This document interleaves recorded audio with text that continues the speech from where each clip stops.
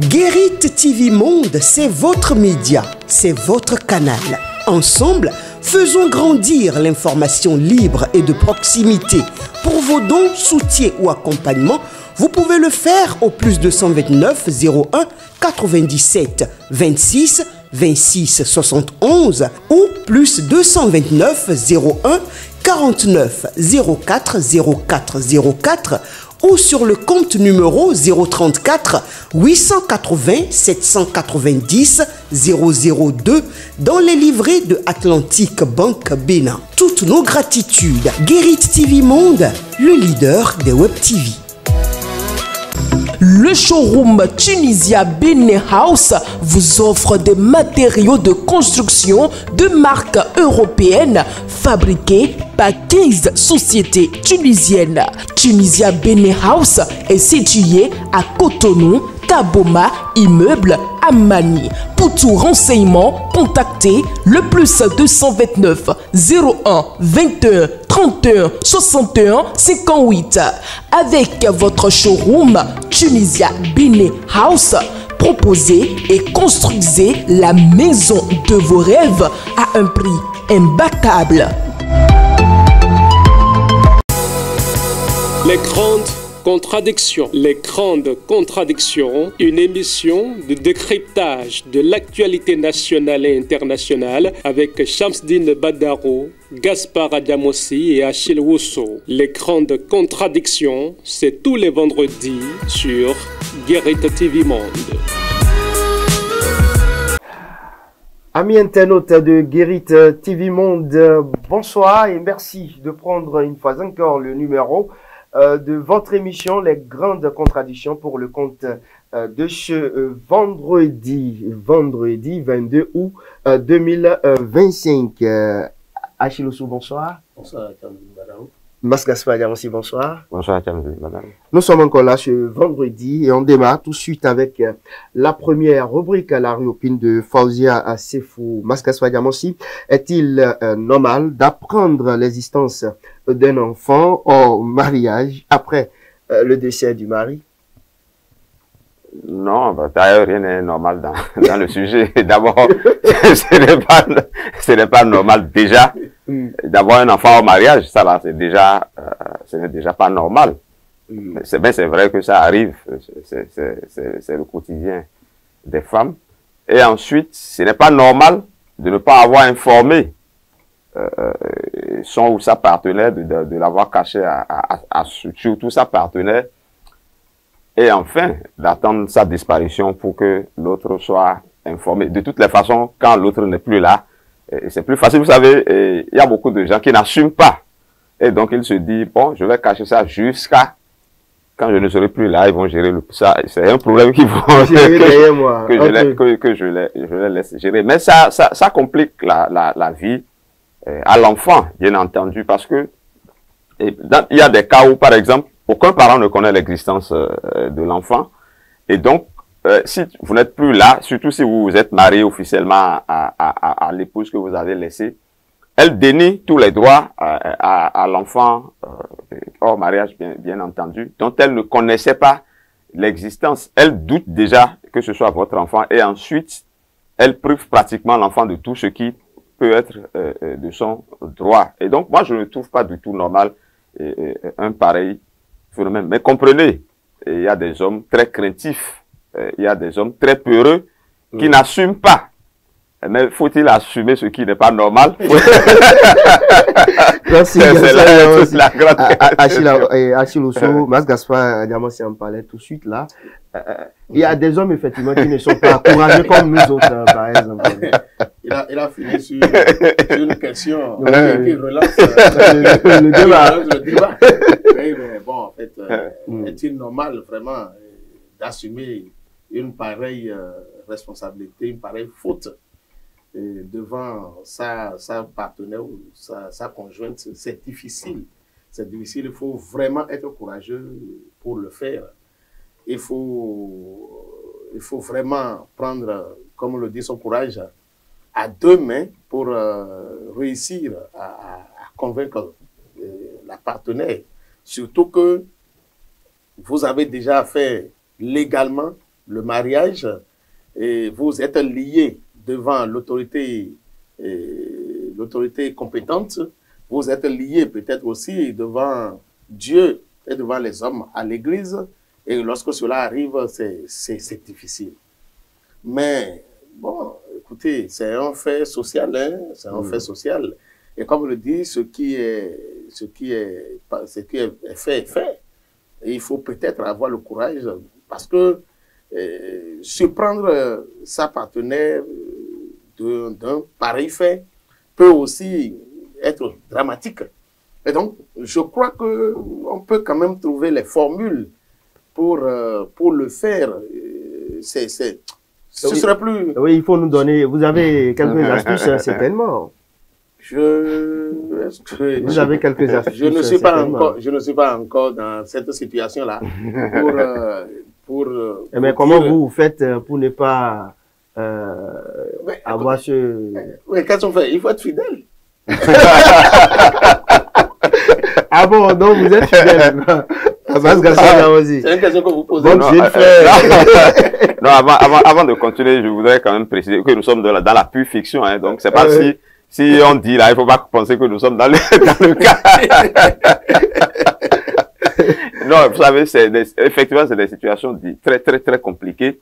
Bon, c'est vrai que Achille parle de fidélité. Non, mais bon, malgré ça, on peut tomber. Tout le monde peut parler de fidélité. On peut tomber dans ce travers-là. Hein, je pense que c'est humain. Achille l'a dit tout à l'heure. C'est un fait social. Maintenant, c'est qu'il faut trouver la formule, comme Achille le disait, pour pouvoir faire passer la pilule. À madame. Avant ou après la naissance? Non, c'est forcément, je pense que la meilleure formule, c'est que ce soit avant, c'est-à-dire qu'elle soit au courant, avant que vous ne soyez plus là. Parce qu'il faut préparer le terrain. Vous savez, il y a des gens qui savent parler aux femmes. C'est pas, vous avez parlé tantôt d'être courageux. C'est pas être courageux, rentrer à la maison pour dire, écoute, madame, j'ai un enfant au dehors. C'est pas comme ça, hein. C'est la dictature. Même là, vous risquez de regretter ce courage-là, hein. Mais c'est de trouver la formule, de trouver peut-être celui qui peut lui parler, ou d'approche en approche, de lui faire comprendre que du jour au lendemain, il peut ne plus être seul, que quelque chose peut arriver, et l'amener doucement à accepter cette réalité-là. Mais évidemment, c'est qu'il faut aussi, vous savez, quand on est en couple, quand on est avec une femme, quand on vit ensemble, il faut faire en sorte aussi que la femme vous découvre et que vous découvriez la femme. Il y a des gens à qui vous donnerez, comment on dit, la communion sans confession, parce que vous allez dire, mais il ne va jamais faire ça. Alors que c'est faux. Quand vous êtes en couple, il faut que votre épouse ou bien votre conjoint, votre conjointe se dise, ah, ce mec-là, tel que je le vois, il est quand même capable. Hein, de sorte que quand ça va arriver, que ce ne soit pas une véritable surprise pour elle. Ça veut dire que, comme on l'avait dit, il faut que ce soit des hommes qui s'assument, qui sachent faire des choses. Et que, voilà. Achille Osso, vous voyez que c'est souvent le problème de certaines femmes, hein, parce qu'on ne va pas généraliser. Il y a d'autres femmes qui terrorisent carrément l'homme. Oui, c'est vrai. Et pour éviter, parce qu'il y a des hommes qui ne sont pas peut-être à l'aise à la maison, mais ils n'ont pas envie d'abandonner madame. De créer des problèmes à la maison. Voilà. Et ils veulent conserver l'harmonie. Surtout à cause des enfants. À cause des Exactement. enfants. Et en même temps, parallèlement, on crée un autre foyer, même carrément, dehors. Et la femme, la première dame, si je peux m'exprimer comme ça, elle n'est pas au courant. Vous ne voyez pas que ces femmes aussi, il faut une sensibilisation à l'endroit de ces femmes. Oui, mais il faut carrément une éducation. Il faut une éducation même à la comment on appelle, oui, allez-y, je vous suis capable, à la culture de la polygamie. En fait, ça peut arriver quoi. Nous sommes dans une culture, je l'ai toujours dit ici, nous sommes dans une culture où quand on découvre que l'homme a une autre femme, ça ne dérange pas trop. Même après un mariage... Ça ne dérange que la femme. Après un mariage officiel, ça ne dérange pas la société. C'est la femme qui est vraiment dérangée. Chez nous, on n'a pas un problème. Par rapport à ça, oui, non, mais chez vous, vraiment.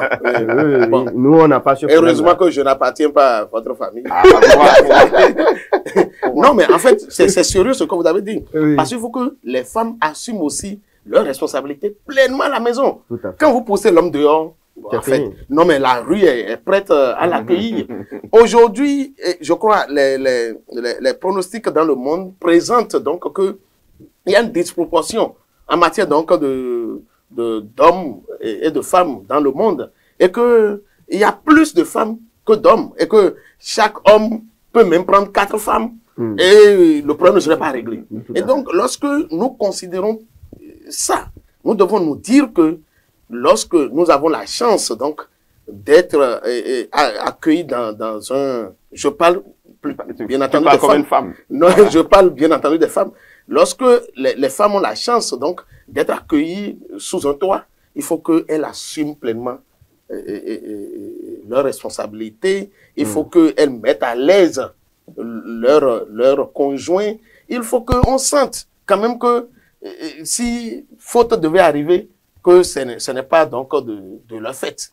Donc, je crois que c'est le conseil que nous pouvons donner à nos sœurs aujourd'hui, parce qu'il y en a vraiment, il y en a qui s'attachent à ce qu'on appelle aujourd'hui, à tort ou à raison, les droits de la femme.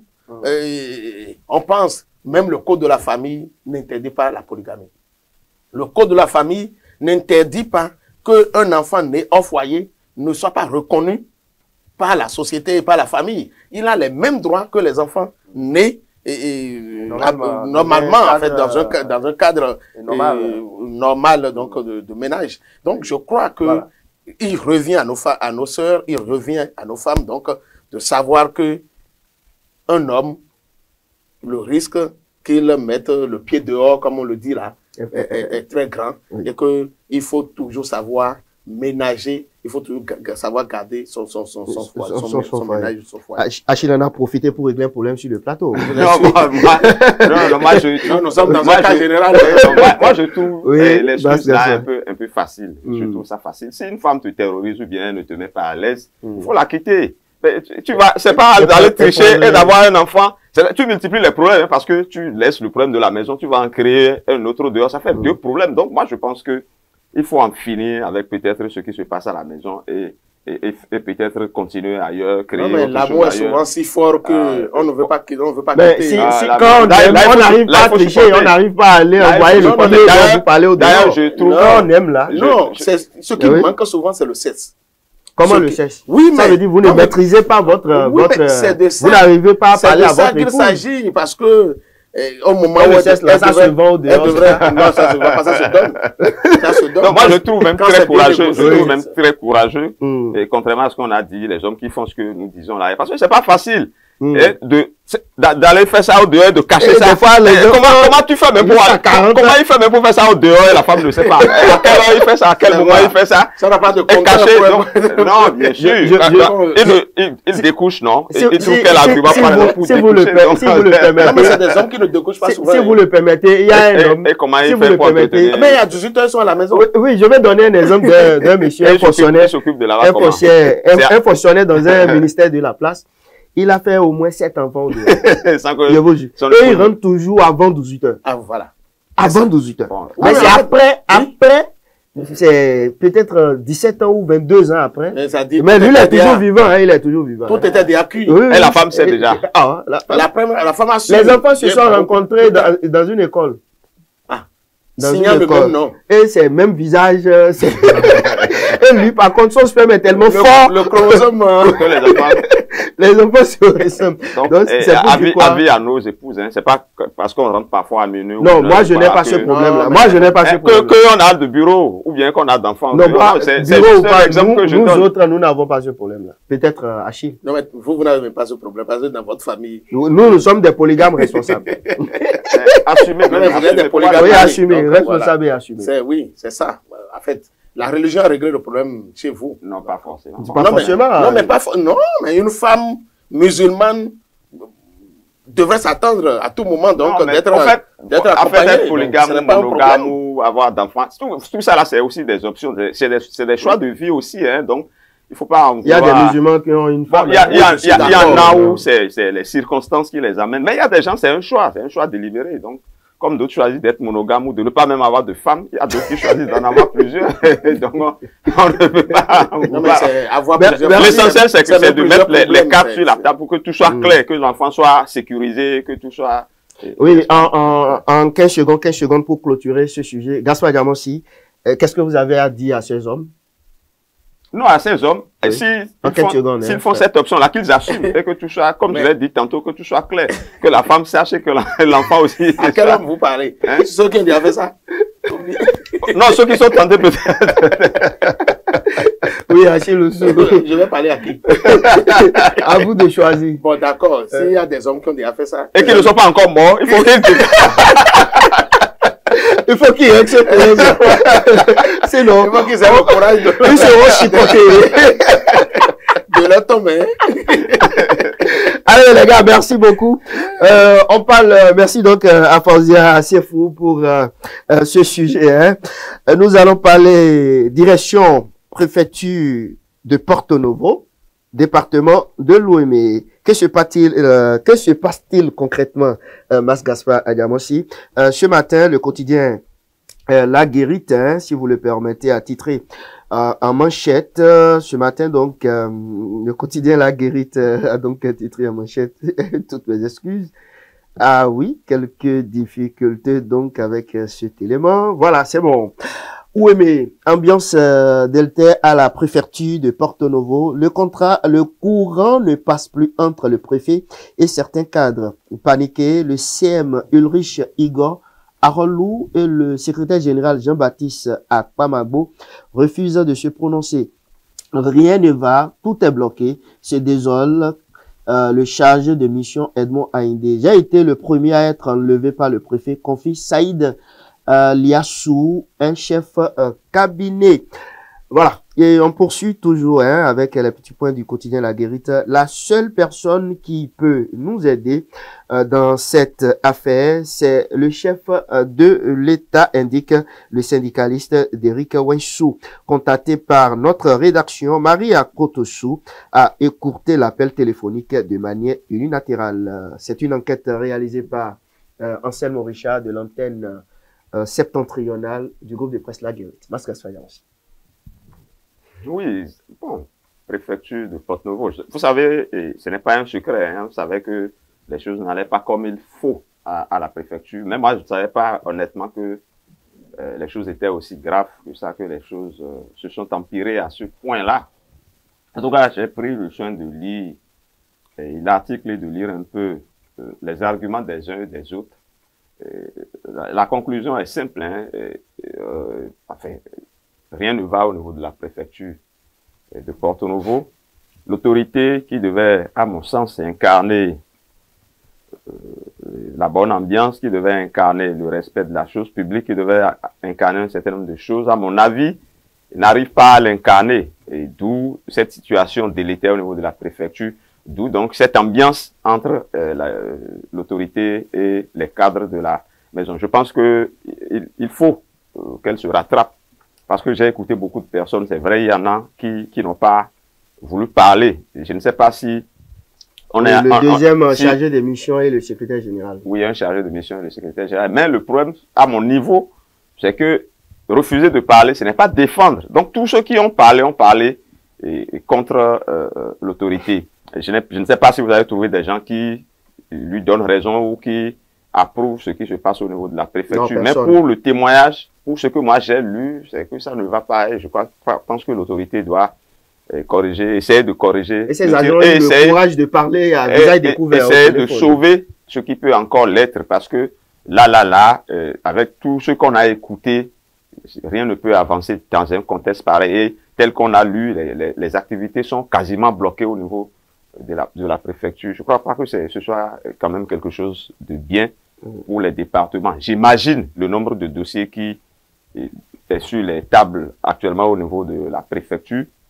J'imagine l'ambiance j'ai même lu, nous sommes démotivés. Je ne crois pas que ce soit bien pour l'administration des nuages. De toutes les façons, sans donner raison ni à un camp ni à un autre, on peut aujourd'hui dire, sans se tromper, qu'il y a quand même une crise au niveau de la préfecture de Porto Novo et qu'il est temps. Pourquoi appeler au chef de l'État? Nous avons des ministres, nous avons même des ministres conseillers. Je crois qu'il est temps que ces genres de situations-là soient réglées avant qu'on ne fasse recours au chef de l'État. J'ai lu qu'on a écrit au ministre de la décentralisation, qu'on a cédé le ministre de la décentralisation.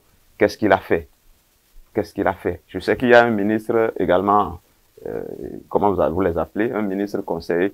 Eux, ils ont tellement la propension d'agir, de dire tout, et de parler de tout. Je crois que c'est des sujets qui devraient quand même les intéresser. Et je crois qu'il faut agir, il ne faut pas attendre forcément que le chef de l'État vienne régler ces choses. À mon avis, c'est des broutilles, hein. Il faut quand même régler ça à un niveau moindre que le niveau du chef de l'État. De toutes les façons, il y a des cadres qui sont fâchés, il y a des CM qui sont fâchés, il y a un certain nombre de situations, je crois qu'il faut régler.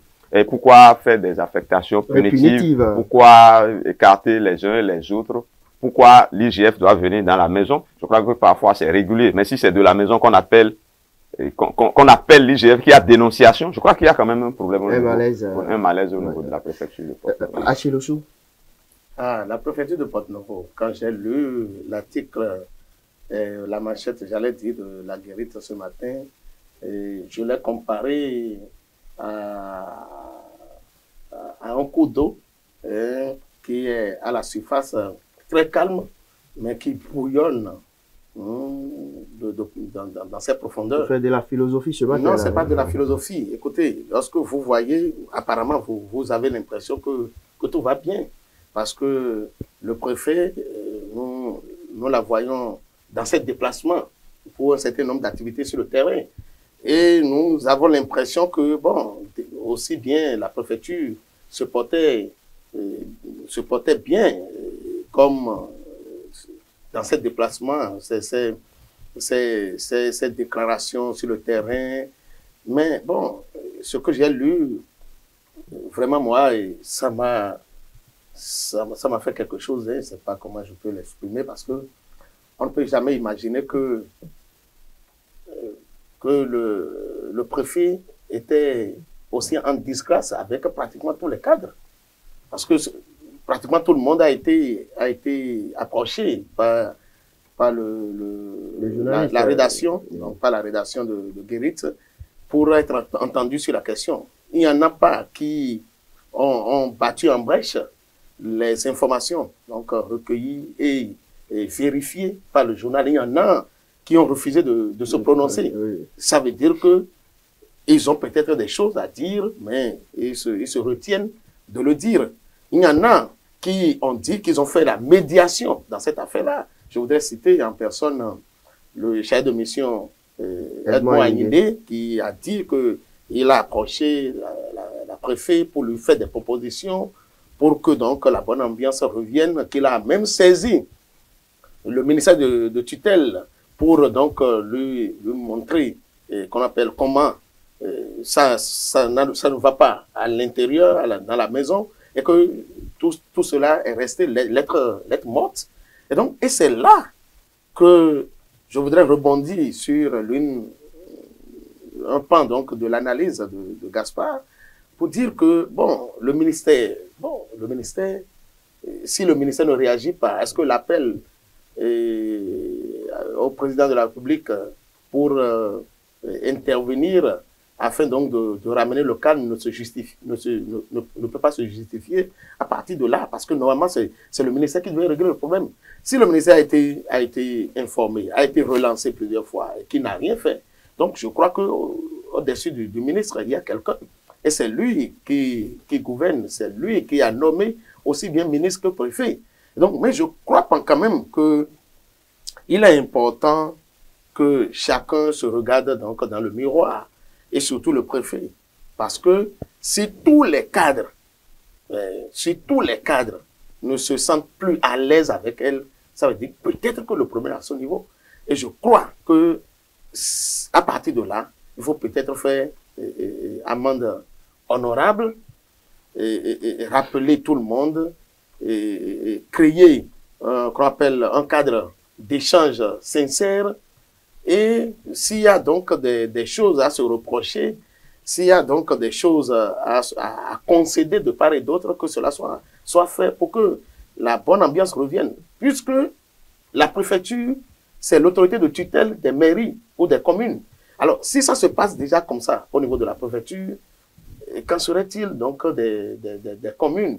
Si un problème se pose entre un SE et le maire, ou le conseil communal donc d'une commune et le SE ou la SE. Mais qui va donc intervenir si déjà le préfet aussi à son niveau n'a pas la capacité, de régler les problèmes de sa propre maison, les problèmes de son foyer, je vais dire, parce que là, c'est à croire que c'est un ménage, quoi. Donc je crois que ce n'est pas bien. Cette image que la préfecture de Porto-Novo projette aussi bien à l'opinion nationale qu'internationale n'est pas une bonne image. Et le préfet doit accepter donc qu'on appelle les démarches qui vont dans le sens d'un retour au calme, donc d'un apaisement. Voilà. Mas Gaspard Diamansi, dans l'article 1, Anselme Richard, il a notifié que le préfet avait nié en bloc les faits. Bon, c'est là où je voulais justement... elle a nié. Elle aurait pu s'épancher davantage et expliquer, n'est-ce pas, sa part de vérité. Je crois que refuser dans ce contexte-là de parler, ça ne l'arrange pas. Parce que voilà qu'il y a une panoplie d'interventions qui l'accablent, qui l'accusent. Moi, je ne voulais même pas aller dans le sens de dire que tous les cadres de la préfecture sont contre elle. Parce que, vous savez, les cadres qui sont mutés, qui sont nommés, enfin, les gens qu'on a nommés à leur place. Et vous connaissez la manie de nos cadres. C'est au tutoir que je m'y mette, c'est la délation pour que l'autre parte, pour qu'on remplace. Donc, je suis sûr qu'ils sont dans les bonnes grâces de la dame, ou bien ils font tout pour être dans les bonnes grâces du préfet. Mais quand dans une préfecture, il y a un chargé de mission, il y a peut-être le SG et d'autres cadres de la maison qui ne disent pas forcément la même chose que l'autorité. Je crois qu'il y a déjà un problème. Parce que je crois que dans les préfectures, l'OSATU même, c'est préfet, SG, les chargés de mission et peut-être les autres cadres. Je pense que ce n'est pas bon. Moi, de toutes les façons, je n'entends pas souvent du bruit au niveau des autres préfectures. Mais je sens que c'est toujours au niveau de l'OME. Donc, je pense qu'il faut... On va vous retrouver dans quelques secondes. Nous allons faire très rapidement un tour au service commercial, la pub. Guérit TV Monde, c'est votre média, c'est votre canal. Ensemble, faisons grandir l'information libre et de proximité. Pour vos dons, soutiens ou accompagnements, vous pouvez le faire au plus 229 01 97 26 26 71 ou plus 229 01 49 04 04 04 ou sur le compte numéro 034 880 790 002 dans les livrets de Atlantique Banque Bénin. Toutes nos gratitudes. Guérit TV Monde, le leader des Web TV. Retour sur ce plateau. Et oui, Mas Gaspard Diamansi, j'étais avec vous.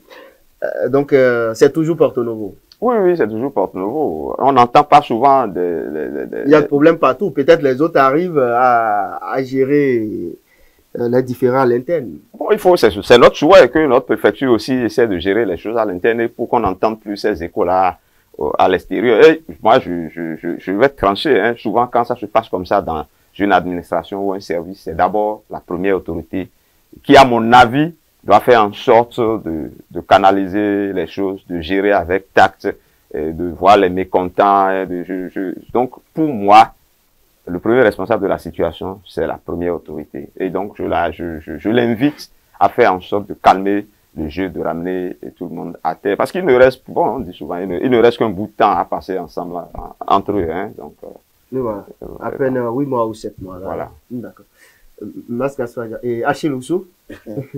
Bon, je crois que ce que nous pouvons dire d'essentiel sur ce sujet-là, pour ne pas remuer le couteau dans la plaie, on l'a déjà dit, hein, l'essentiel donc c'est que le préfet trouve les formules pour que le calme revienne dans la maison, parce que on dit souvent, c'est vrai que je ne dis pas déjà que c'est ça, mais on dit souvent que le poisson pourrit par la tête, d'accord? Donc lorsque la tête ne se porte pas bien, le corps ne se porte pas bien. Donc la tête, elle est pourrie. Non, je voudrais dire que si ça se passe comme ça, d'abord, celui qu'on voit... Et c'est quoi l'état de cette tête aujourd'hui? Ce qu'on voit, c'est déjà, c'est d'abord la première autorité. Dans une mairie, c'est pareil. lorsque ça ne va pas avec une SE, vous allez d'abord voir que c'est le maire qui est accusé. Et c'est peut-être après investigation, après information, que vous êtes calmé sur un certain nombre de choses. Nous avons vu des SE qui se sont plaints. Je ne veux plus revenir sur le passé. Voilà. Mais c'est beaucoup plus tard qu'on a compris que non, mais c'était pas le maire, c'était quand même, c'était aussi du fait ou des comportements donc de la SE ou des SE qui avaient été défectueux.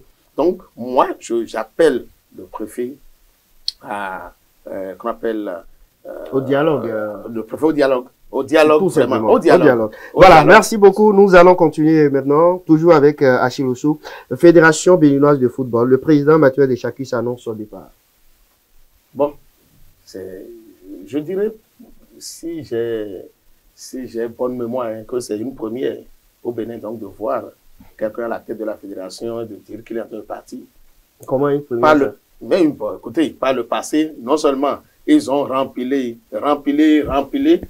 mais c'est toujours à la fin. Mais Mas Gaspard Diamossi, il va nous donner. Le test dit quoi? Non, je crois que si le président Mathurin Deschakus a annoncé son départ, ça veut dire peut-être que les tests n'ont pas limité le nombre de mandats. Il a dit, les gens me poussent à réviser les tests pour continuer, mais je ne vais pas le faire. Je suis fatigué. Il a parlé comme le président Talon. Bon, ce serait tant mieux si les tests sont limités. Si les tests sont limités, donc ça veut dire que c'est tant mieux. Il n'y a pas d'information. Mais connaissant comment les choses se font dans ce milieu-là, et ça c'est souvent qualifié donc qu'on appelle, comment ils appellent le truc d'un milieu mafieux.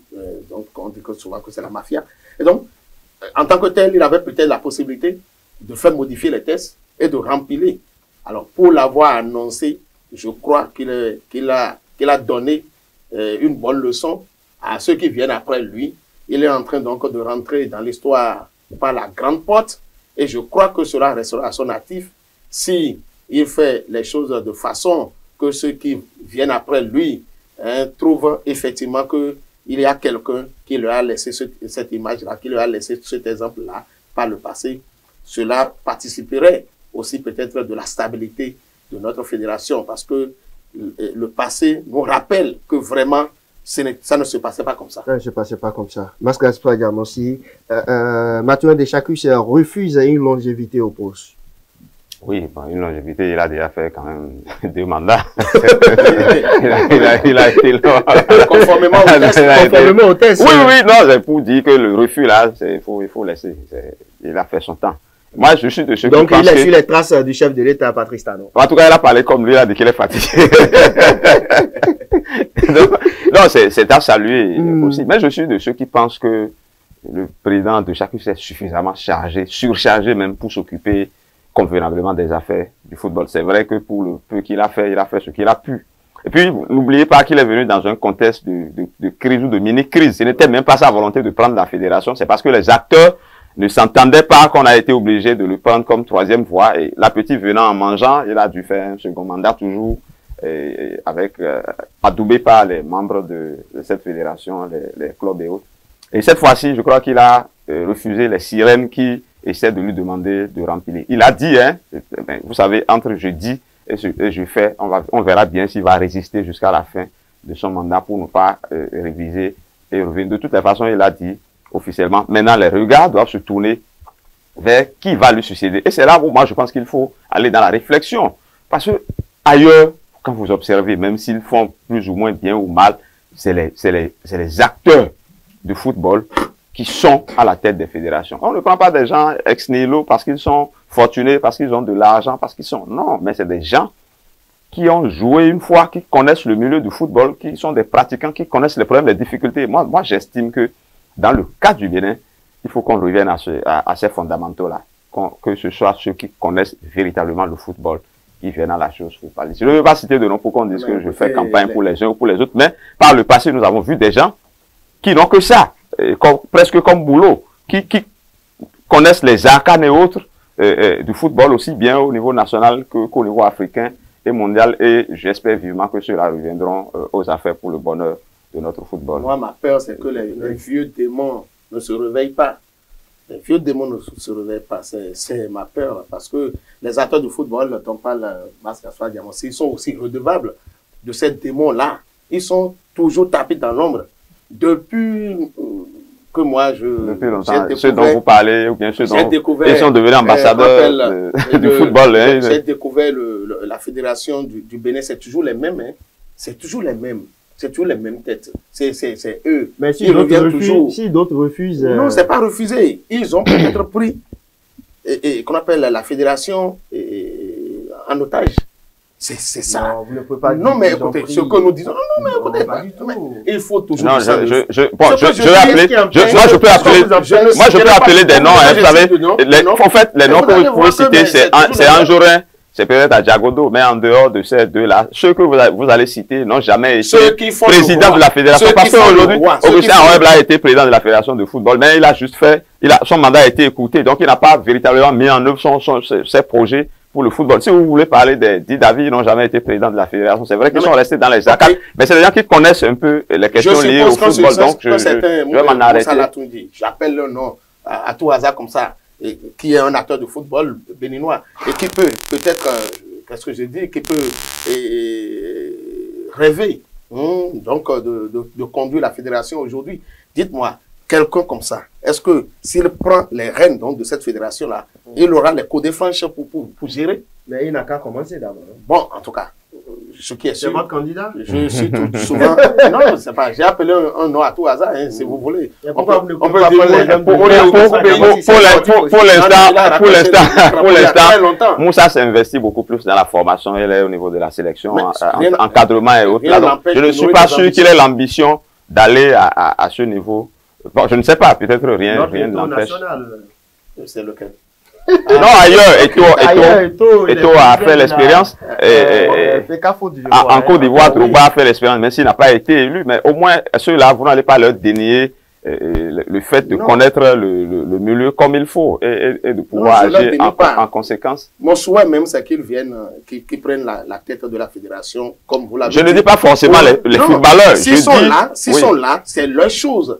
Ils investiront mieux par rapport à ça que qu'on appelle que quelqu'un qui n'a pas pratiqué ou qui ne pratique pas en fait, le sport. Alors, non, ne dites pas que le président de chaque club ne pratique pas. On le voit souvent en maillot, en crampon et avec un foot. Non, il joue.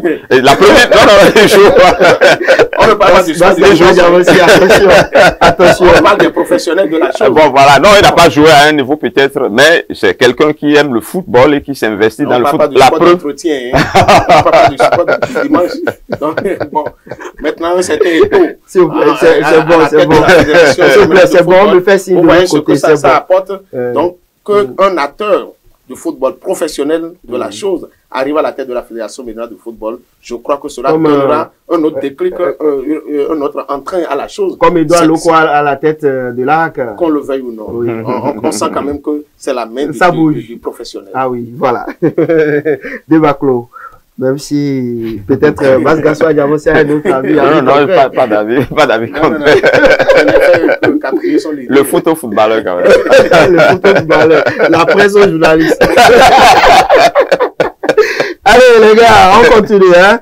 Très rapidement, les centrales et confédérations syndicales exigent le reversement des AME avant la rentrée des classes. Mascassois Diamansi. Bon, c'est vrai qu'ils sont rentrés dans la danse, mais ça c'est le pouvoir même qui a promis et reverser. Je ne sais pas ce qui bloque pour l'instant. En tout cas, je suis sûr que la procédure, le processus est en marche. Maintenant, si les centrales syndicales veulent ajouter leur grain de sel pour que les choses aillent, mais exigent là, bon, je pense qu'il faut rentrer dans une phase de discussion, de négociation pour aboutir à ce que l'on veut. On ne veut pas exiger d'un pouvoir parce que c'est eux qui sont là, qui connaissent les réalités, qui ont peut-être leur planning. Et donc, moi, j'estime que c'est quand même un problème à régler parce que si je suis bien l'actualité, on m'a dit que c'est depuis 2018, ça fait bientôt 6 ans que ce système-là a perdu alors que c'était juste un système pour pallier un fait. Et les gens sont dans le précaire depuis.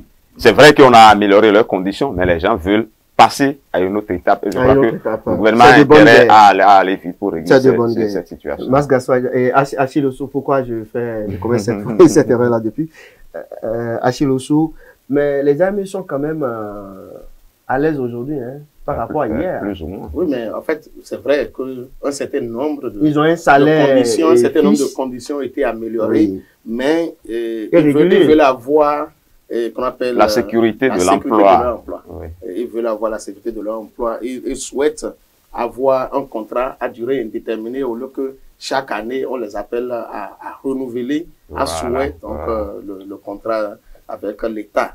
Donc, je crois que par rapport à tout ce qui a été fait en matière d'amélioration des conditions de travail aujourd'hui, donc des AME, on ne pourrait plus comprendre le fait que le gouvernement traîne sur le revêtement. Bon, je ne suis pas dans le secret des dieux, parce qu'aujourd'hui, les AME ont 12 sur 12 déjà.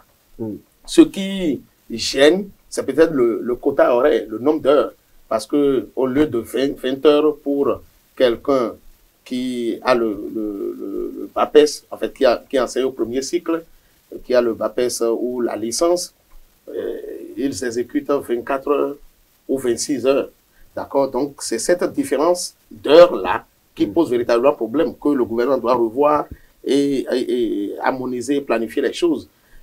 Maintenant, la démarche des centrales syndicales, quand moi j'ai lu, je ne les vois pas dans une démarche de revendication, mais j'ai plutôt lu une démarche de négociation ou un plaidoyer à l'endroit donc du gouvernement, surtout que c'est le gouvernement même qui a fait cette promesse-là, mais nous sommes, qu'on le veuille ou non, à quelques mois de la fin donc, du mandat du pouvoir, et si sur ce chantier-là, les choses n'avancent pas, celui qui va venir ne voudra pas commencer les choses par là, ça va encore prendre du temps. Et donc je crois que la démarche des centrales à l'endroit du gouvernement se justifie pour donc montrer que la situation est préoccupante et que cela aiderait le système à s'améliorer davantage. Nous sommes à 80% de performance du système au niveau, donc, par exemple, du BPC.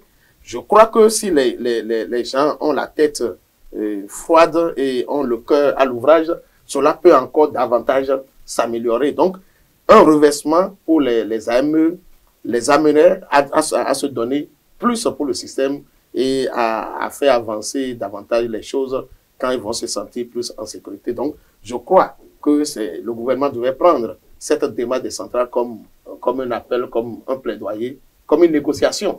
Et donc, que les choses, si les choses étaient toujours prévues, que les choses soient accélérées pour que qu'on appelle de ce côté-là, on sente vraiment une avancée par rapport donc, au système éducatif. Maître Jansi, c'est bon, ça peut aller, hein? Oui, ça va. D'accord. Le baromètre de la semaine qui monte? Bon, c'est vrai qu'il y a beaucoup de personnes, oui, de structures qui peuvent monter. Bon, je voulais dire le président de la fédération, mais je le laisse de côté. Je dirais le Niger, parce que, vous savez, on a passé tout le temps à accuser le Bénin, les terroristes. Non, mais par rapport à, c'est malheureux que ce soit les morts qui nous ramènent à cette situation, mais par rapport à l'incident du bus, vous avez vu le communiqué du ministère des Affaires étrangères du Niger qui a félicité le Bénin pour les sollicitudes, pour l'appui technique et autres apportés. Je crois que c'est de nature à décrisper, à améliorer quelque peu les relations entre les deux. C'est à saluer, donc je tire chapeau pour le Niger. Monte donc, et qui descend? Bon, qui descend, je vais rester dans la sous-région. Toujours le Niger descend? Non, je vais en Côte d'Ivoire. Côte d'Ivoire parce que, vous savez, la situation est en train d'être explosive de ce côté-là et on n'y prête pas attention parce que pour les dépôts de candidature, il y a des candidats recalés, notamment Thiam et Gbagbo, qui vont se diriger. Non, je parle notamment des deux qui ont annoncé qu'ils vont déposer leur dossier la semaine prochaine. Et donc, il y a matière à ce que ce pays-là embrase. Et je crois qu'il faut véritablement faire attention. C'est pour ça que je les fais descendre pour leur faire prendre conscience. D'accord. Achiloso, qui monte?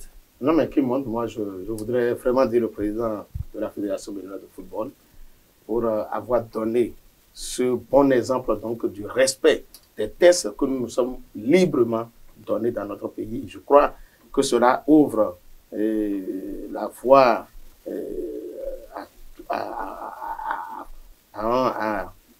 bon, qu'est-ce que je veux dire? Cela ouvre la voie au respect des tests dans notre pays, dans tous les domaines. Dans tous D'accord. les domaines. Je crains à dire qu'il est en train d'envoyer une leçon aux politiciens. Et c'est pourquoi ma langue prochaine tout à l'heure. Mais c'est déjà un bon exemple donc qu'il donne et que désormais, où que nous soyons, quoi que nous fassions, il faut que chacun apprenne à respecter les tests que nous nous sommes donnés. Et qui descend? Non, qui descend, et je voudrais vraiment aussi aller en Côte d'Ivoire pour dire que la situation n'est pas bonne, pas du tout. Une heure de prière. Pour toute l'Afrique en général et l'Afrique de l'Ouest en particulier, parce que nous avons déjà vu la Côte d'Ivoire sombrer par le passé. On ne souhaite pas que cela revienne encore. Ce sont nos frères et quand ça arrive, c'est en partie nous qui supportons encore les conséquences parce qu'ils sont obligés de se déplacer. Et quand ils se déplacent, ils viennent chercher refuge ici. Dans les autres pays. Et ce n'est pas facile. Ce n'est pas facile. Voilà. Merci beaucoup à vous, Achille Sou, Maskaswa aussi. Merci. Merci à toute l'équipe de préparation et de réalisation de cette émission. Alphonse Boton, Patrice Ayoton, Pausia Sefou, Latifa Konveni, Chamsdine Badarou. À vendredi prochain. Avec Chamsdine Badarou, Gaspard Adamossi et Achille Wosso. Les grandes contradictions. Les grandes contradictions. Les grandes contradictions. Une émission de décryptage de l'actualité nationale et internationale avec Chamsdine Badarou, Gaspard Adamossi et Achille Wosso. Les grandes contradictions, c'est tous les vendredis sur Guérite TV Monde.